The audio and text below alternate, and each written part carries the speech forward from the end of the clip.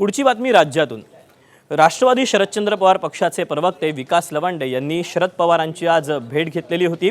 काल त्यांच्यावर शाईफेक करण्यात आलेली होती आणि त्यानंतर त्यांनी ही भेट घेतल्यामुळे या भेटीला विशेष महत्त्व प्राप्त झालं। विकास लवांडे हे शरद पवारांच्या मोदी बागेतील निवासस्थानी पोहोचले।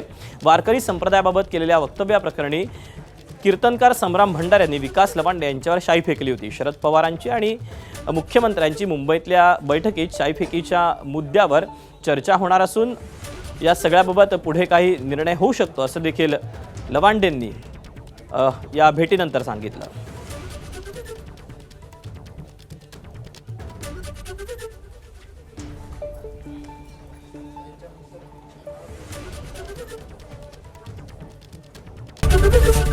एबीपी माझा, उघडा डोळे बघा नीट।